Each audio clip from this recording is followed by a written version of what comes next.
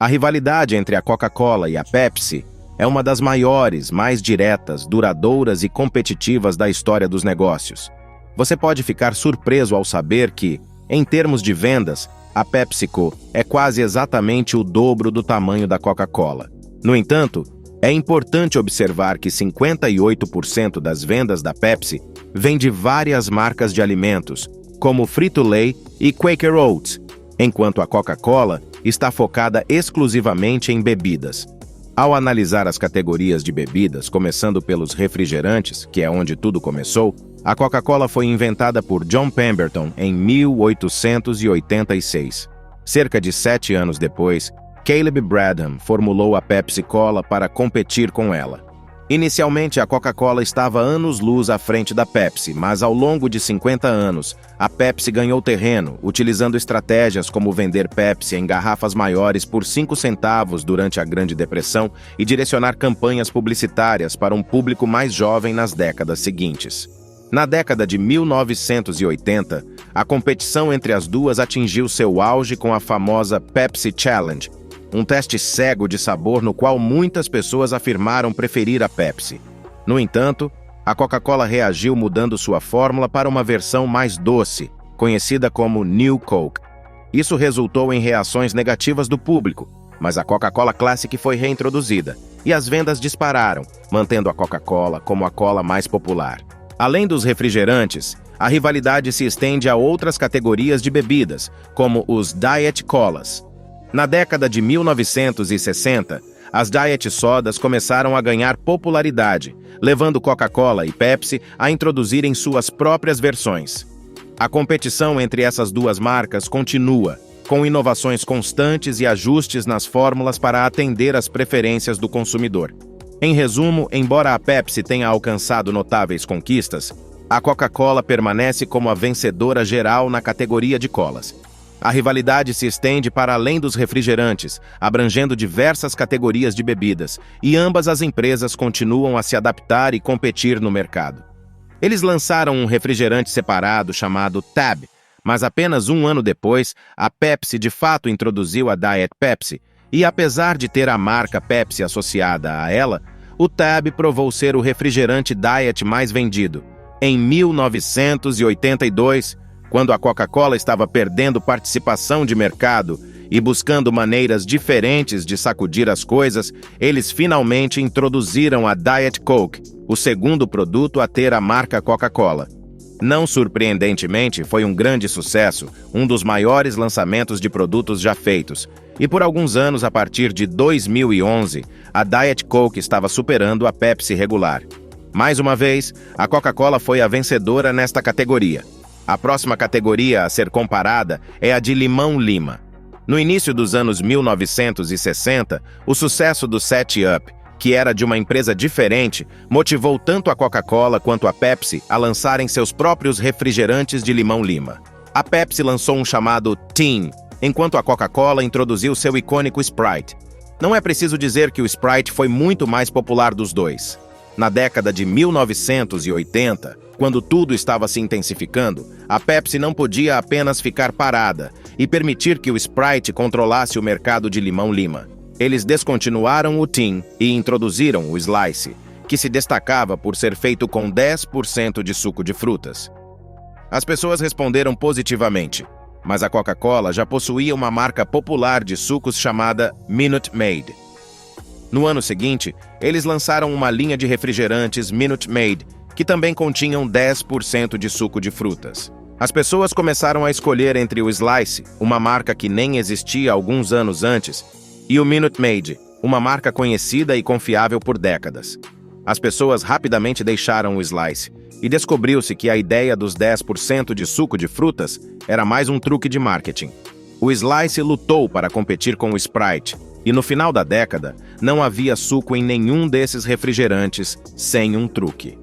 A Slice teve dificuldades para competir com o Sprite, e a Pepsi a substituiu pela Sierra Mist em 2000, que também teve dificuldades contra o Sprite, até ser substituída pela Mist Twist em 2023. Mais uma vez, a Pepsi lutou para competir contra a Coca-Cola nessa categoria. A próxima a ser comparada é a categoria de cereja. Não há muito a dizer sobre isso, mas novamente, perto do auge das Cola Wars, em 1985, a Coca-Cola introduziu a Cherry Coke, o terceiro produto a carregar o nome Coca-Cola. No ano seguinte, a Pepsi expandiu sua linha de refrigerantes Slice para oferecer outros sabores de frutas, incluindo cereja. No entanto, como a marca Slice estava lutando tanto, eles rapidamente descontinuaram o sabor cereja quando introduziram a Wild Cherry Pepsi apenas 2 anos depois. Foi mais uma batalha entre os dois que, mais uma vez, eu diria que foi vencida pela Coca-Cola. Finalmente, para encerrar esta lista, temos a categoria de citros. Estou falando sobre aquelas bebidas altamente carbonatadas, de alta energia e extremas. Era uma marca comparativamente pequena quando foi adquirida pela Pepsi em 1964, mas eles rapidamente a transformaram em um sucesso nacional, com as vendas quadruplicando nos primeiros anos de propriedade.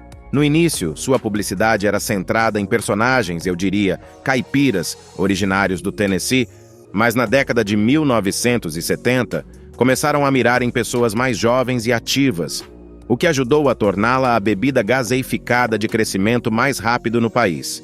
Na década de 1990, tornou-se a bebida não cola mais popular nos EUA, bem quando se tornaram patrocinadores iniciais dos X Games. Tornou-se uma marca multibilionária, e você pode acreditar que a Coca-Cola não ficaria parada e permitiria que isso acontecesse sem resposta. Então, em 1997, eles introduziram o Surge como concorrente direto. Rumores dizem que internamente eles o estavam desenvolvendo sob o nome Mountain Dew Killer. Assim como a Mountain Dew era altamente cafeinado, verde brilhante e anunciado como energético e extremo. A Coca-Cola dizia que era o maior lançamento deles desde a Diet Coke, gastando 50 milhões de dólares para publicidade naquele ano, incluindo um caro comercial no Super Bowl e milhões de amostras e cupons. Acho engraçado que, quando foi anunciado pela primeira vez, um porta-voz da Pepsi disse: "Tragam isso, esperamos ansiosamente a competição." Isso mostra o quão confiantes estavam, e parece ter sido justificado, considerando que o Surge foi principalmente descontinuado após 5 anos, enquanto a Mountain Dew continua sendo uma marca enorme.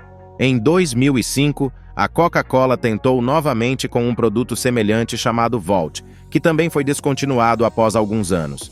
Então, as mesas viraram um pouco nessa, onde a Pepsi é a empresa com o produto mais popular e duradouro.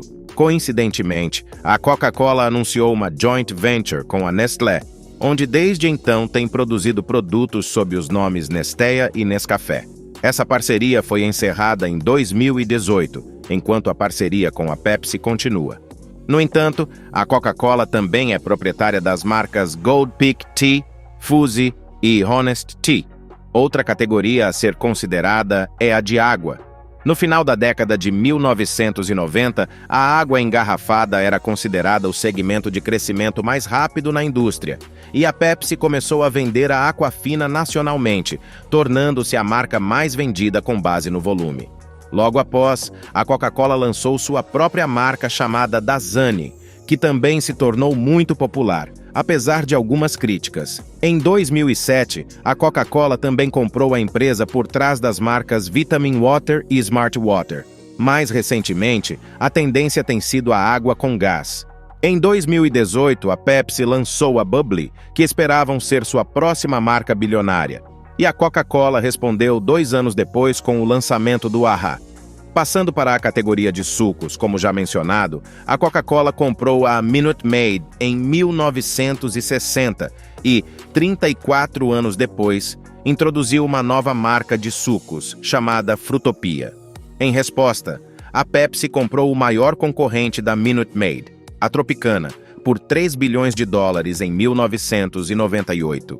Essa foi a maior aquisição da Pepsi até aquele momento.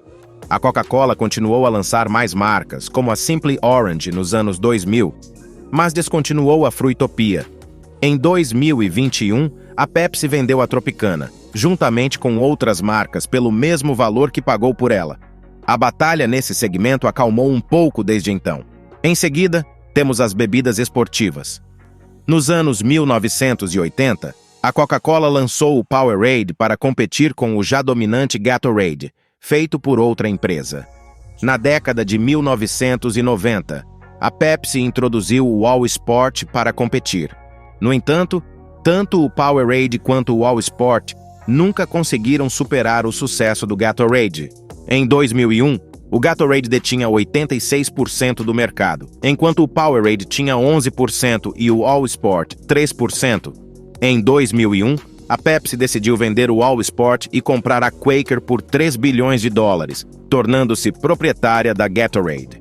Desde então, a Pepsi tem ficado atrás da Gatorade, que manteve uma liderança distante sobre o Powerade da Coca-Cola.